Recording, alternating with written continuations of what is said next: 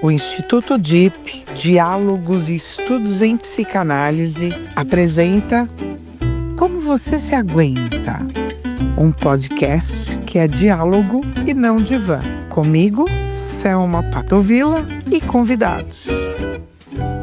Um abraço especial para todos que estão aqui nos ouvindo hoje. Estamos aqui o Ricardo Pesati, está aqui o Rafael Garbuio e com muito orgulho Toti Gira, né? E aí que a gente hoje tem música baiana. E aí eu não sei o que é mais lindo e sagrado do que isso. Não dá para trazer uma coisa maior do que essa música maravilhosa deste homem. Toti, é um orgulho, mais do que isso, é uma alegria muito grande ter você aqui conosco. Muito obrigada por ter vindo, Toti. Obrigado vocês pelo convite, obrigado ao nosso querido professor Garbuio, com quem eu passei um bom tempo na universidade, aí aprendi um monte de coisa, tá bom? Com esse cidadão que tem todo o meu respeito.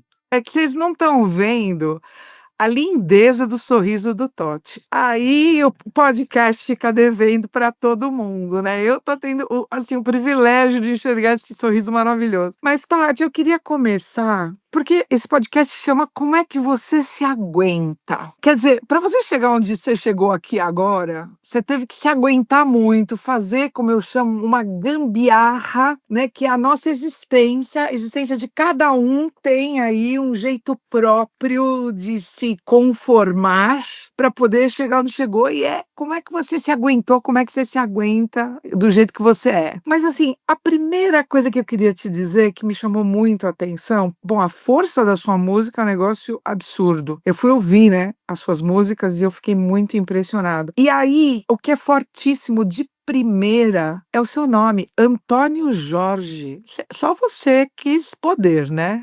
Porque você traz Santo Antônio, de certo, em homenagem ao nome, e você traz São Jorge. Quer dizer, você já nasce aí e recebe essa enxurrada de força com esse nome. Quem é você, esse homem poderosíssimo? Olha, eu sou Antônio Jorge Souza dos Santos, eu sou um filho de uma comunidade, um bairro de Pilatos chamado Santa Cruz, que faz parte de um conjunto de bairro nordeste de Amaralina, né? É uma periferia de Salvador, mais próximo à orla marítima, próximo, né? Isso. Filho de uma indígena chamada Arcanja, que já não está entre nós, e um cidadão negrão chamado Manuel, né? E que também já não está mais entre nós.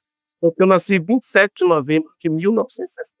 E esse presente foi um presente dado pela minha mãe. E resistir, me aturar e me suportar até o momento foi por uma frase muito interessante que a mamãe deve ter dito já desde de quando eu estava lá sendo gerado na barriga, que a vida estava resumida, e a mãe sempre me dizia isso, em duas palavras: simplicidade e paciência. Fenomenal. E como é que você pratica isso? Porque você hoje é conhecido como Toti Gira. Por que Toti Gira? Antônio Jorge Totti é um apelido caseiro, né? Os Antônios, geralmente, quando não é Tonho, é Totti. Não os Aristotes são Totti. Os Aristotes, na sua maioria das vezes, são Ari. Uhum. E o Totti é de casa, é um apelido de casa, né. E o Gira, na verdade, aos 15 anos eu ganho esse nome, por uma brincadeira de amigos. Na verdade, eles compreendiam e interpretavam o meu jeito de ser, que eu sempre fui assim bem dessa forma, mais maneirinho, e eles tentavam dizer: "Pega o gíria", como se eu fosse cheio de gíria, naquela época, o meu jeito de andar, o meu jeito de me expressar e tal, só que eles não conseguiam pronunciar gíria. Aí falava: "Pega o gira aí, pega o gira aí, pega o gira". E, por incrível que pareça, eu fui editar uma obra com um amigo, e nessa primeira obra que eu fui editar, em 1988, eu coloquei lá o nome como compositor de Totti. Aí o amigo disse: "Não, ninguém lhe conhece como Totti. Todos só lhe conhecem como Totti Gira. Então, nem esqueça isso". Aí foi aquela discussão dentro da editora e tal.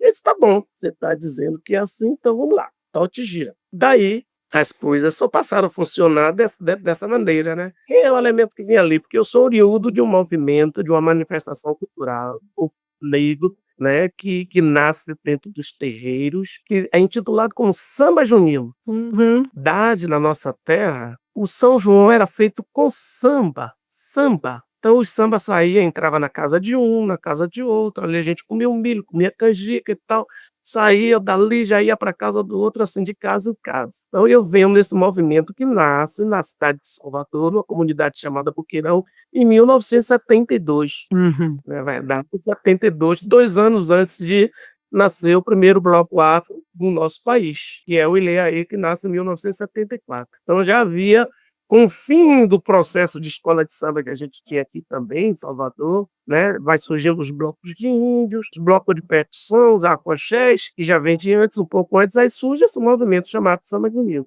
É aonde se abre portas e janela para uma série de compositores, um monte de compositores. Então, daí um outro cidadão chamado Marreco Bocan me viu escrevendo no quintal de casa, cantando alguma coisa, solfejando alguma coisa, tocando nos tambores, tocando um triângulo feito de vergalhão aos 12 anos e cantando algo. E aí ficou curioso e começava a me pedir para escrever música e eu escrevia. Naquele tempo ele já escrevia e dava para ele ia e cantava uns sambas.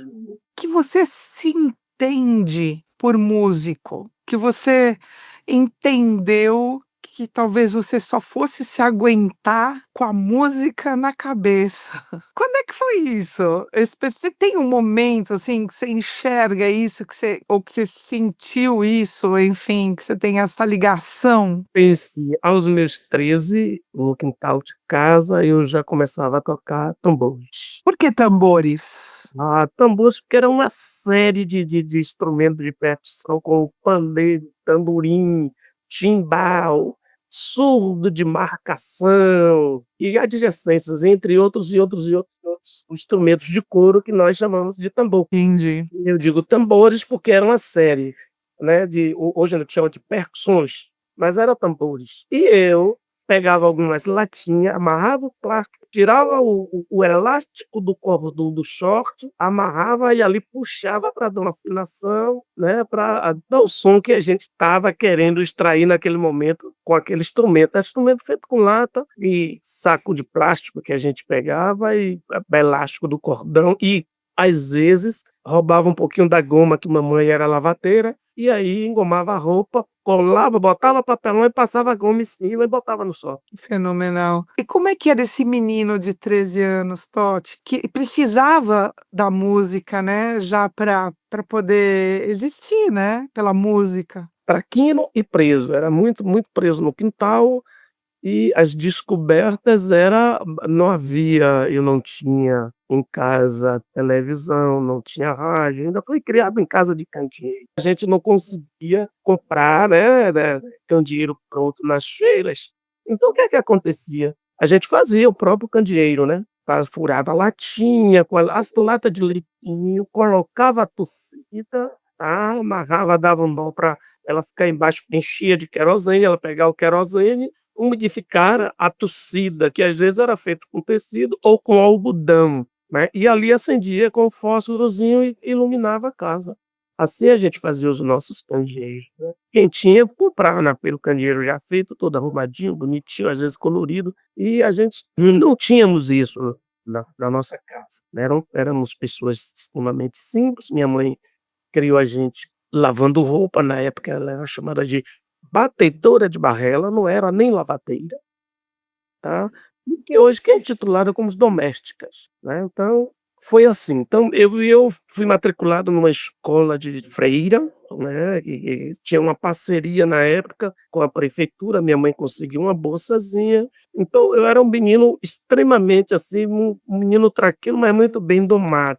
Eu tinha vergonha de ficar nu e às vezes minha mãe me colocava de castigo, molhava a roupa inteira e eu ficava pelado, então eu tinha vergonha de sair dentro de casa, eu ficava só no quintalzinho e dentro do quarto. É o castigo que eu ganhava na maioria das vezes. E dali, muito próximo de casa, tinha serviço de alto-falante, aquelas bocas de alto-falantezinho, e se eu ouvia música por ali, né. Quando tinha oportunidade, eu saía de dentro de casa, sentava debaixo do postezinho onde estava uma boca de alto-falante e passava, às vezes, a manhã, 2 ou 3 horas ali, só ouvindo música ali naquilo. Já a música é uma coisa impressionante na vida de alguns e na vida de outros. Toti, você lembra o que tocava nessa época? Quem tocava? O que tocava? Ah, lembro, Jacson do Pandeiro, Luiz Gonzaga, Uau! lembro, tem uma música, o trio nordestino, é muito, muito forte, já tinha uns já lembro de muita coisa, tem uma obra que eu não consigo cantar ela inteira até hoje, era uma das obras que eu gostava pra caramba, né, que é na base da chinela e diz: "É porque eu dançava um baile na casa da Gabriela, eu não quero ver coisa boa, só na base da chinela".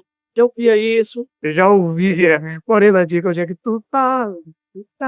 A gente tinha um repertório muito bacana de forró e tocava, assim, naquela época também muita música internacional, mas era música que não tocava no meu coração. Eu venho de samba e próximo tinha terreiro, então eu já ouvia muito samba de roda, né, o samba de caboclo, que era o cabila, e a gente se enveredava pelo esse processo musical. Com o tempo a gente vai descobrindo que existe outras coisas. Eu sempre fui inquieto, eu sou ela é meio muito inquieta. Eu, depois de 32 anos que já tinha, feito o segundo grau no meu tempo, eu voltei a estudar de novo e eu fui para a universidade aos 56 anos de idade. Que maravilhoso. Foi aí que o Rafa foi seu professor. 2018, ele chegou, eu já estava na universidade, mas já tinha formado de uma outra universidade, eu me formei em filosofia pelo Cruzeiro do Sul.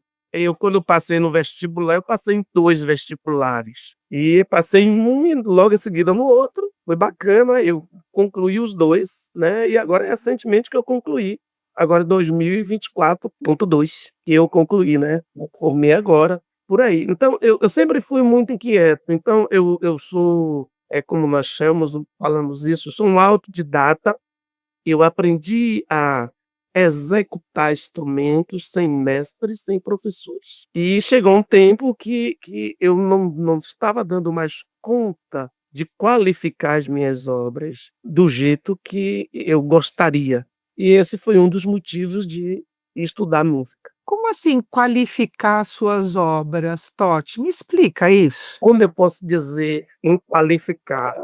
Expandir o vocabulário, né, ou seja, aumentar o meu vocabulário. E com a educação escolar Uhum. também não é tão fácil. A educação escolar facilita um pouco mais, você vai ter acesso a livros, a outros pensadores, a outras pessoas, vai conhecer outras ideias, você não fica preso ao seu mundo, né, você se permite ao mundo. Então, Totti, você tá de algum jeito, talvez diga se eu compreendi, você se aguenta, porque você busca expansão, né, Totti? Eu me aguento, porque eu estou sempre em busca de algo. Fantástico. Eu vejo um mundo infinito e o limite dessa existência, dessa passagem por aqui, é a luz. Eu fui educado assim, todo mundo aqui, tem uns 3 dias que eu estava conversando com a companheira dizendo: "Olha, todos estamos aqui em busca de paz, de felicidade e de salvação". E o que que você chama de salvação, Totti? Salvação, que eu chamo de salvação, é de iluminação. Eu chamo isso de salvação de iluminação, de doutrina espiritual, de crescimento. E a gente precisa não crescer só como matéria, e sim como espírito também, porque é no que eu acredito.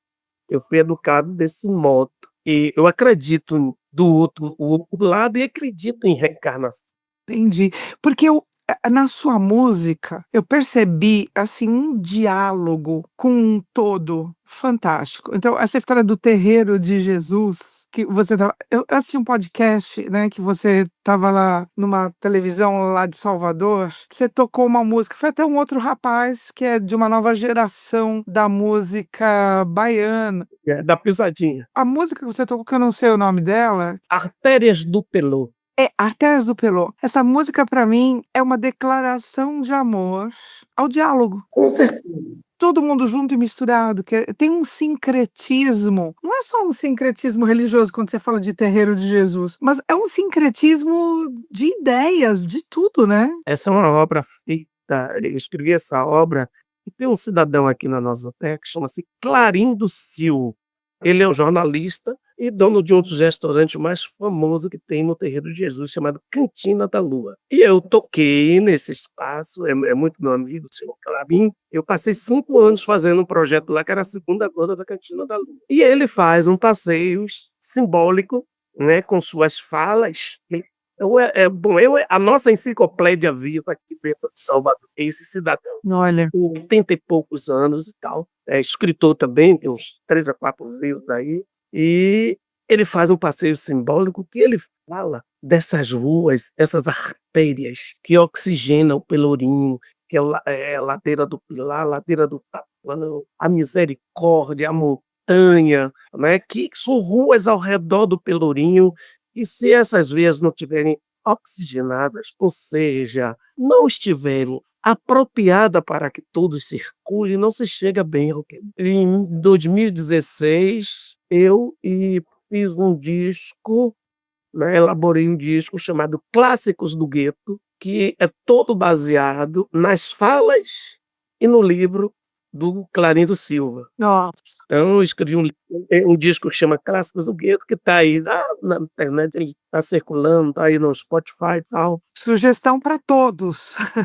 Vamos colocar o link no episódio. Ótimo. E tem 25 obras assim, então é justamente dentro do processo que eu entro, né, na universidade, e entendi que eu precisava fazer com essa linguagem, com esse perfil, com essa filosofia. Então é um disco bastante eclético ritmicamente, tem quase que todas, né, as modalidades musicais, ou quase todos os gêneros, e eu consegui ter acesso. O Totti, nessa rápida conversa nossa, ele citou o Nordeste de Amaralina, onde ele nasceu. Nossa. Ele citou o São João, né, que é as festas juninas aqui para nós no Nordeste, lá é o São João. Ele agora há pouco falou da Ladeira da Montanha. Ele falou de uns lugares do Pelourinho, de Salvador, que só quem já esteve ali, conviveu com aquelas pessoas, sabem o poder que tem esses lugares. É uma coisa muito impressionante, né?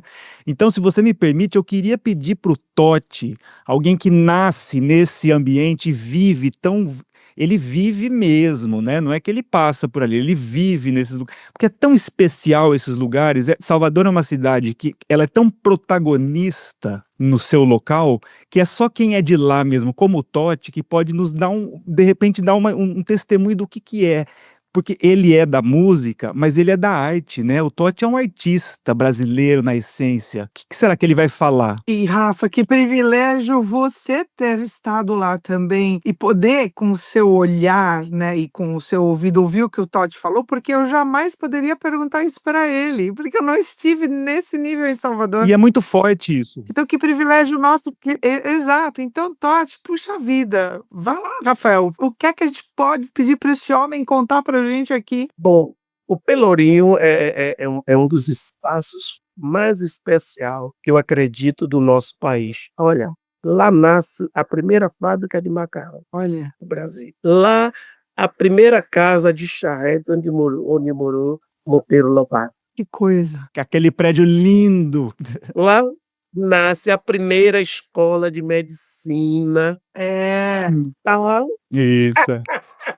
trazida para cá pela colônia portuguesa. Dom João VI, né? Exatamente. Olha o que acontece, É né? a primeira capital do Brasil, né? Só para lembrar. Exatamente, até 1756. E tá tudo lá, né? Tá tudo lá, né, Totti? Você vai lá hoje, tá tudo lá. Isso que é mais impressionante. No Pelourinho, na verdade, nasce o nosso país. Se a gente parar para pensar, né, que Pedro Álvares Cabral, né, as pessoas usam a expressão descobriu o Brasil, claro que não, né? Cabral, ele integrou o Brasil ao capitalismo comercial, ao mercantilismo português, eles já sabiam da existência dessas terras, né? A gente sabe que foi na Bahia, né, que Pedro Álvares Cabral chegou. Em Cabralha, né, na Baía de Cabralha ali. Então a Bahia é o umbigo do Brasil, né? É o que dizem, né? Mas a história tem outras versões, e tem outras versões que é mais convincente para a gente. Antes de Cabral passar aqui, já tinha passado outros.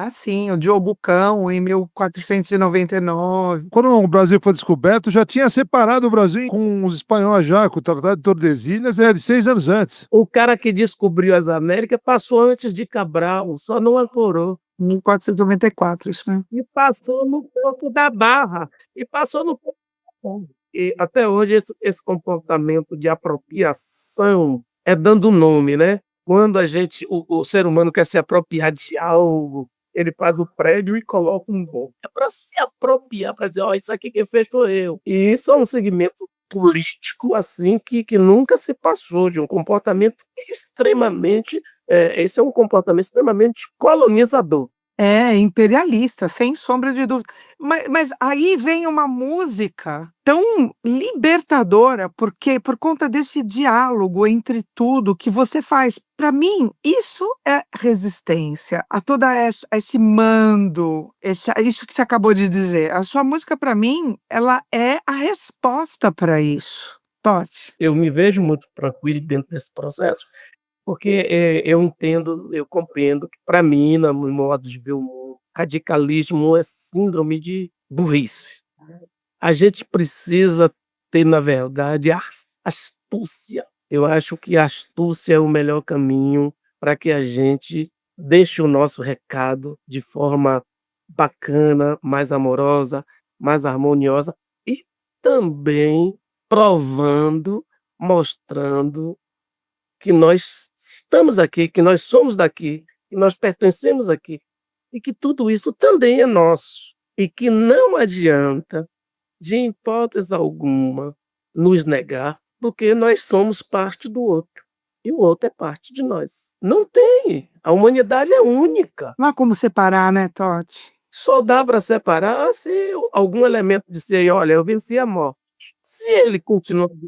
Falar em morte, como é que é para um músico como você, um homem que vê a beleza? Eu vejo a beleza, só que eu não ponho músicas fantásticas iguais às suas. Então, você tem essa saída, né, para se aguentar. Como é para você lidar com a morte, Totti? Olha, do meu modo, tudo para mim se perpassa por uma forma de como você foi educado pelos seus, tá. Então, como a minha mãe era uma espiritualista e minha mãe era uma médium receptora, médium vidente, tá. E ela vem de um segmento, pelo fato de ser indígena, ela vem do segmento de uma época que é uma religião que foi extinta, né, uma religião, não digo bem religião, mas uma doutrina que foi extinta, que era a sessão de caboclo. E depois Olha só. vem sessão de caboclo. E depois ela se torna uma kardecista, né, bota o espiritualismo e se torna kardecista. Semi-analfabeta, que a minha mãe não foi colocada na escola para não aprender a fazer bilhete. Para poder escrever carta pro namorado. Ah, entendi. Olha só. Ela não foi, minha mãe passou por isso, ela não foi colocada na escola, só se colocava na época até eram os filhos homens. Ela era Salvador também. Coração de Maria, minha mãe não era de Salvador. Ah, Coração de Maria é uma cidade lá próxima, entendi. Ela era mandada para Feira de Santana pro tempo dela. E minha mãe já faleceu, ela nasceu em 32. Então, aí eu fui criado já desde pequeno e a gente vê a gente não tem morte como morte, tá, a gente tem a morte como um desligamento, né, uma separação, um outro estágio de vida. Então a gente não pra gente a morte só é a palavra. A gente vai para um outro estágio e em um determinado tempo, né, vai ter que chegar aqui, voltar aqui de novo até chegar ao estágio de espírito de luz, de um ser de luz, e aí já não precisa mais, não tem mais a necessidade da carne, de encarnar. Uma pergunta: se você reencarnar, quando você se reencarnar, você volta a ser músico? Aí eu quero voltar sendo Patijira de novo. Gostou da experiência? Se esse for o meu merecimento, porque tudo na vida da gente se passa por merecimento. Quer dizer, a música é a sua escolha, novamente. Eu digo: "Olha, a música me tem como filho, e eu tenho a música como mãe". Nossa, aqui a gente pode parar tudo, porque acho que é a essência da nossa conversa, né, Toti? Porque, eu não sei, me impressionei tanto com a sua obra quando eu fui, eu sabia que nós íamos conversar aqui, eu fui ouvir, eu me impressionei tanto com a sua obra. Talvez a melhor definição, ou se aqui isso é possível, uma obra tão grande e vasta, é essa, né, que você acabou de dar. E, mediante essa conversa, essa resistência, como é o nome do programa, tem uma canção que eu chamo de canção de luz, é uma canção que você me perguntou uma coisa, por que de qualificar, por que qualificar a sua obra? Encontrar, por exemplo, Garbulho, né, sendo aluno de Garbulho, eh, eu percebi que eu poderia extrair um algo de melhor em mim ao cantar. Eu percebi que tinha algo de melhor em mim em respirar. E eu só percebi isso ao estar na sala de aula com o Garbulho. É que ele foi meu aluno de canto coral, agora que eu tô lembrando. Aí a gente trabalhou isso em aula, não é, Totti?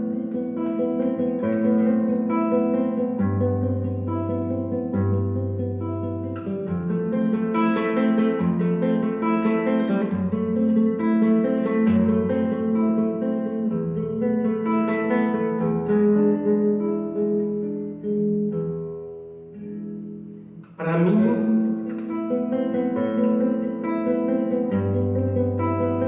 tudo pode acontecer se esse mundo se abraçar pra cantar a canção que traz luz. Pra mim, todos podem ser fiel, tudo cabe lá no céu. Ouro, prata, fel e mel, se olhar com o mesmo olhar. Pra mim,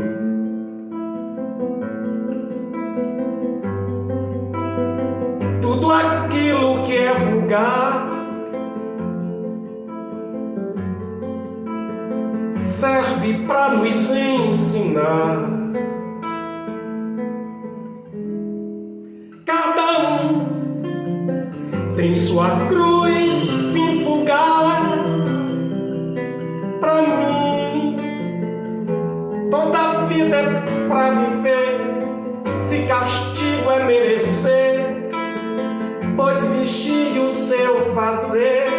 Só os céus sabem dizer o que será de todos nós. Só os céus sabem dizer o que será de todos nós. Só os céus sabem dizer o que será de todos nós. Só os céus sabem dizer o que será de todos nós. Só os céus sabem dizer o que será de todos nós.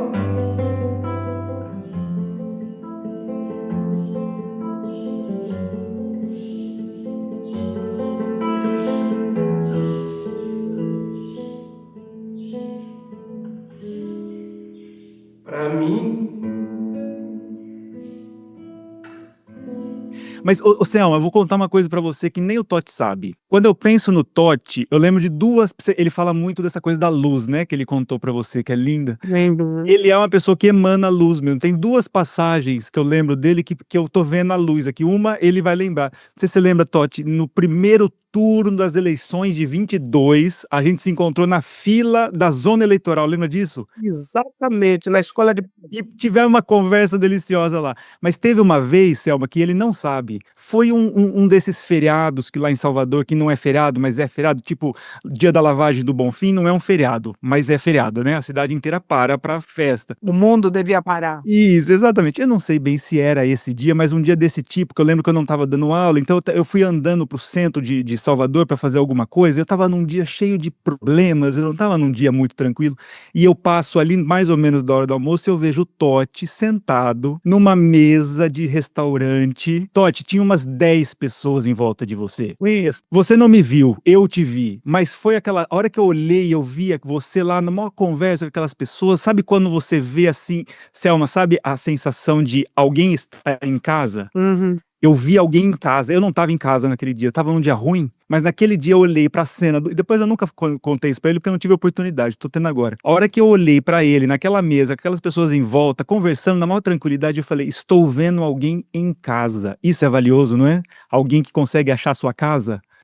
E talvez você esteja também trazendo, Rafa, né, a essência desse podcast. Como é que o Totti encontrou esse caminho para se sentir em casa? Como naquele dia você não se reconheceu em casa e a gente vai buscando soluções. A pergunta é, como é que você se aguenta? Como é que eu me aguento? Né? Porque a gente vai buscando jeitos de se sentir em casa, não é? É, porque eu acho que a gente se aguenta muito bem, suavemente, porque a nossa essência é musical. A música é um importantíssimo componente, né, Totti? A música nos fornece tudo isso.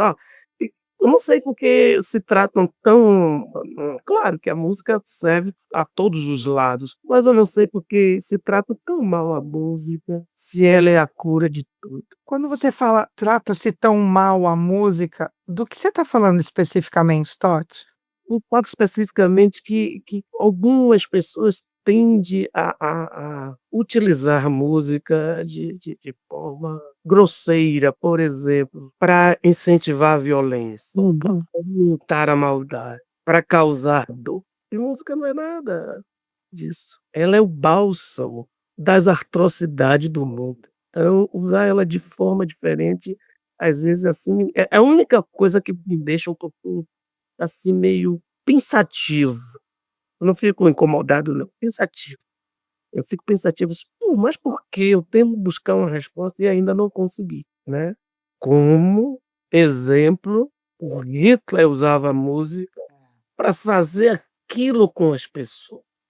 E assim como o cara quer retroceder a gente lá para o século III, o século IV antes de Cristo, o nosso Trump, que também faz o mesmo e usa a música para se dizer que ele é o melhor, que ele é o único, que ele é isso, que ele é aquilo, tentando, de certo modo, criar o seu país no seu país, querendo ser o Nabucodonosor, um novo imperador em pleno século XXI. Mas a sua resposta para tudo isso, com esse diálogo magnífico que você traz nas suas músicas, eu já disse para você, talvez essa seja a maior resistência, né, alegria, resistência, essa sua música é a resistência a tudo isso, né, Totti? A gente está sempre é a única forma que a gente tem de contribuir com o equilíbrio, é a gente tendo que, de certo modo, ao fazer uma canção, né, ter cuidado com as palavras, né, ter cuidado com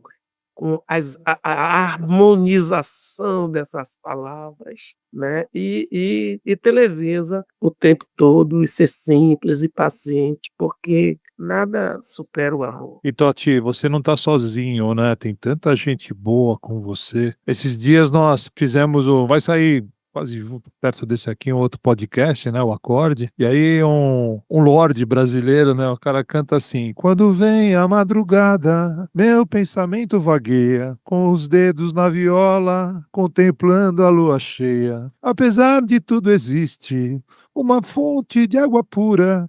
Quem beber daquela água não terá mais amargura. Cara, Foi longe, né? Lindo, né, Cagão? é isso, né? Aí o cara faz isso, mesmo gostando, fazer uma coisa pra você. Ele fala, né, disso, né, como é o bálsamo, né, para amargura. Pronto, é isso. O que será de todos nós.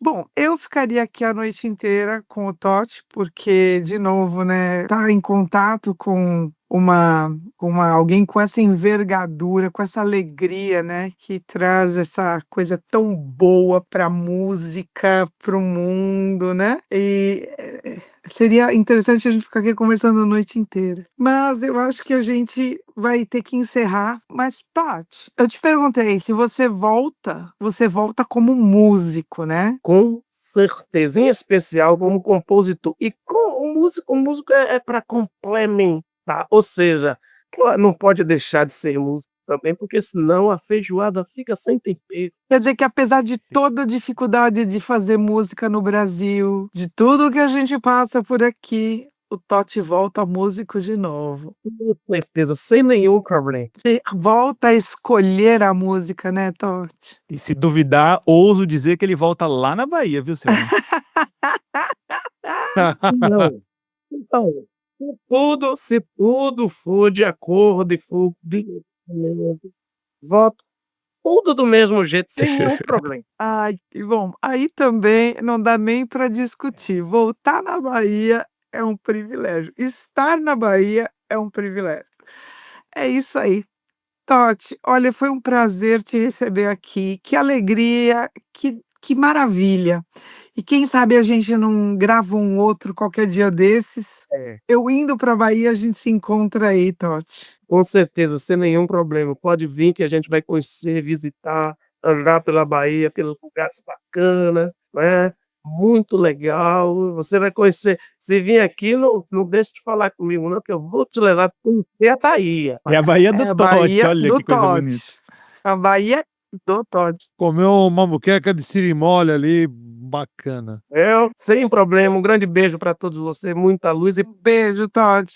numa próxima vez a gente se encontra para falar. Agora está saindo a trilogia de um livro, são 2 livros de poesia, e o meu TCC, professor, virou livro. É, eu ia falar dos livros, mas não deu tempo. Sabe, Selma? Ele tem vários livros. Ainda dá um tempinho aqui assim, a gente rouba o tempo é nosso, a gente vai que vai. Fala, Rafa. Então deixa eu provocar ele. O Totti, esse é o ponto que eu acho que vale a pena, né, a gente olhar, porque a expressão cultural brasileira, ela é muito rica. O Totti, que é filho de uma indígena, ou seja, é a essência do Brasil, né? Dona Arcanja. Exatamente. E veja só, pelo que ele nos contou aqui, Selma, não tem segredo, a música salvou ele, né? É isso que ele quer dizer, como me salvou, como salvou muitas pessoas. Mas essa inquietude que ele também já nos disse, não para na música. Ele foi fazer filosofia, ele tem esse entendimento espiritual profundo. Só eu tenho aqui na minha casa pelo menos um livro do Totti. E eu sei que... Lembra, Totti, que você me deu um livro seu? Eu tenho ele aqui. Muito carinho, mas eu sei que ele é um deles. Tem muitos outros. Você não quer falar um pouquinho disso? Como é que você chegou nas letras? Eu cheguei nas letras na pandemia, quando eu já era sonhos. Eu já tinha escrito 2 livros e perdi por moco, por chuva, por mudança e tal. E quando chegou na pandemia, aí eu vi o mundo entrar em desespero, e eu disse para mim mesmo, lá na frente a gente vai precisar de outras palavras. E eu disse, agora é a hora de escrever, né, o livro de poesia. E escrevi durante a pandemia e consegui colocar no mercado pela editora Casuar. E daí eu não parei, continuei escrevendo. E quando foi agora, terminou, já era a ideia. Na verdade, o meu TCC é um relatos, né, relatos de minhas experiências de vida. O professor aceitou, né? É uma autoetnografia, né, o que você fez. É um TCC praticamente biográfico. E eu transformei isso agora, que um título para um amigo disse, caramba, deixa eu te dizer uma coisa, Totti, eu não sei se alguém já me disse isso, mas você é um verdadeiro pescador de luz. Pescador de luz. E aí você transformou isso no título. Pois é, então é o cancioneiro pescador de luz. Fantástico. E aí eu escrevi um livro e muitas poesias, então o livro estava com quase 400 páginas, eu dividi esses livros em 3 livros, para que a nossa juventude, né, tenha assim um engajamento melhor, para que facilite mais, para que desperte a necessidade da leitura. E aí o projeto é uma trilogia que tem o primeiro livro é o Pescador de Luz, que divide-se em 2 capítulos. O primeiro capítulo é o TCC e o segundo capítulo São algumas canções que tenho muita curiosidade, como o Canto da Cidade, e as pessoas querem saber como foram feitas, e por quê, e quando. E aí eu coloco as letras cifradas com cifras. Olha a universidade, né? Né? Decifradas e com textos de curiosidade, o porquê dessa canção, o que ela, onde ela me levou, como foi construída e tal, e tal. Então, algumas canções. Os outros dois são um livro de poesia, que um é Cumbalhando o Mundo e o outro é Cumbuca Poética. Cumbuca poética. Adorei esse título, Cumbuca Poética. Só lembrando que essa música icônica, que é o Canto da Cidade, né? É sua, né? Sim, essa música foi feita nos anos 90, só gravada em 92 por Daniela, e ela tem uma estrofe e o refrão com uma modificaçãozinha na letra, porque essa música, como dizia nas estrofe, o som que vem do tambor, o canto que é o chão, a praça e a cor bonita, É bonito, né? Olha que lindo. a mão que fez o peludo, o tom da pele na flor tem vida, ela é bonita. Então isso foi mudado. Ai, ai, negro é Salvador. Ai, ai, o verdadeiro amor. Então, virou o verdadeiro amor. Você vai onde eu vou. Então tem algumas modificações, assim, o resto tudo normal. Tá? Então era um texto, É a sua música. essa obra é minha, música é minha, e a letra teve essa modificação com minha autorização, né? Com a sua autorização, né? Aliás, é sua uma frase que eu amei. É melhor poder caviar junto do que merda sozinho. Que merda sozinho. É isso. Que lindeza. É fenomenal, Tati. Eu me apaixonei por isso.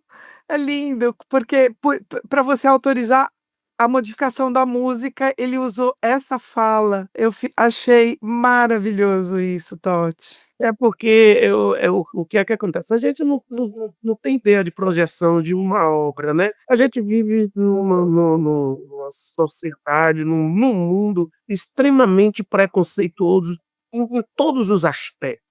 E para a gente chegar em algum lugar, eu volto lá para outra frase, é preciso ter astúcia, né? Astúcia, linda essa palavra. Astúcia mesmo, que essa é uma palavra que não é nem minha, é de Jesus. Jesus Cristo fala, né, que a gente precisa ter astúcia no mundo, né, para se projetar para chegar a algum lugar. Às vezes, astúcia não, né, e às vezes, astúcia sim. Toti, eu tenho uma experiência com a tua música que é bem interessante, que assim, é um pedaço da história da música brasileira que eu vi acontecer. Como que foi? Eu trabalhava na Avenida Paulista, paulistano, né? Aquele paulistano trabalhava no mercado financeiro, na Avenida Paulista, num banco que ficava colado ao MASP, chamava Bozano Simonsen na época, não existe mais, mas... Bozano sim, nossa, a gente é velho, né, cada um. E eu trabalhava no Bozano e o Bozano era colado no MASP. E nas sextas-feiras tinha show no MASP, chama Som no Meio-Dia. E aí tocou lá algumas pessoas tipo Tom Jobim, Jorge Benjor, Moraes Moreira, Beto Guedes, Loborges. Mas assim, tocaram grandes nomes da música lá de graça embaixo do vão do MASP. do vão do MASP. Aí, determinado dia, chamaram uma mulher que quase ninguém conhecia ainda no Sul, aqui na mídia, que chamava Daniela Mercury. Foi uma sexta-feira, e aí o que aconteceu? Toda a moçada que naquela época viajava para Porto Seguro, Bahia, tudo, e estava muito curtindo o axé, resolveu ir para lá naquela sexta-feira. E assim, tocou Tom Jobim ali, um mês, Cássia Eller, tocou um pouquinho antes, sem problema algum. Tocou a dona Daniela Mercury. Quando ela começou a tocar a sua música, teve que parar o show, ela acabou sua música, parou o show porque não tinha como andar na Avenida Paulista. Fechou a Avenida Olha Paulista, que imagem as linda, duas né? faixas. Maravilhoso. A multidão era tão grande que não coube no MASP, pegou a primeira faixa do lado do MASP, pegou a faixa do outro lado do MASP, a galera chegava ali na calçada do Trianon, do outro lado da rua, e parou a Paulista. Ela falou, olha, vamos ter que cantar só um pouquinho e parar o show. Aí isso virou notícia e, assim, a mídia olhou para aquilo e falou, que é isso? que assim, ainda não faz sucesso, não era o axé, assim, aquela coisa, mas você deve ter lembrado disso aí, né? Tava começando, né? Tava ali, nesse dia. E aí o negócio, a mídia falou, pô, como um negócio que para Paulista desse jeito acontece e não tá... Aí começou, Daniela Mercury em 2, 3 meses virou um evento nacional. Fenômeno. Um fenômeno, né? Um fenômeno. Fenômeno, virou um fenômeno. E foi naquele dia ali na Paulista, eu tava ali olhando, falei, nossa, olha isso, que maluquice. E aí eu tenho que colocar isso. Quando eu ouvi a música do Totti, eu fui tomada por isso. É uma energia, né? Eu era mais uma na Paulista, sozinha em casa. Sozinho em casa, que lindo. É o poder da música, é o poder do discurso do som. Mais uma na Paulista, sozinha em casa. É, exatamente. Esse poder infinito que os artistas têm, que a arte tem, né? Que a arte tem, a palavra é justamente essa, o efeito que a arte tem, que a música tem, que a gente não... Eu tenho o compositor como um médio, tá? Ele não deixa quebrar, né, essa linha, esse vínculo entre terra e céu, né? Ele é simplesmente o interlocutor de materializar essa coisa, como lá se dizia o grande filósofo Platão, né? Do mundo perfeito, e que ele mantém esse canal e materializa e traz aqui para a gente sorrir, ficar feliz. Se aguentar. Até aguentar. No final da história, para a gente não se aguentar, para a gente se aguentar e se suportar. Fica mais fácil. Se aguentar. Como é que você se aguenta? Nossa, com o Totti fica tudo mais fácil. Muito Isso. bom, muito bom. Maravilha. É, aí, nossa, aí é isso. A gente tem o Maravilha. Totti. Pronto. E aí a gente se sente na Paulista, sozinha em casa. Isso. Revive, né? Quantas vezes quiser o momento. Que maravilha. Obrigado, meu Exatamente. Totti. Obrigada, Totti. Muito, muito obrigada por ter iluminado esse podcast, a nossa convivência aqui por esses momentinhos. Muito obrigada, Totti. Obrigado a todos vocês. Um abraço bem carinhoso. Beijo no coração e luz. Luz para nós todos. Podcast Se Aguentar. É isso. Obrigada, Totti. Um beijo grande. Boa sorte aí, Totti. Saudades. Obrigada. Obrigado a vocês. Como você se aguenta? Um podcast que é diálogo e não divã. Realizado pelo Instituto DIP, Diálogos e Estudos em Psicanálise, e apresentado por mim, Selma Patovilla.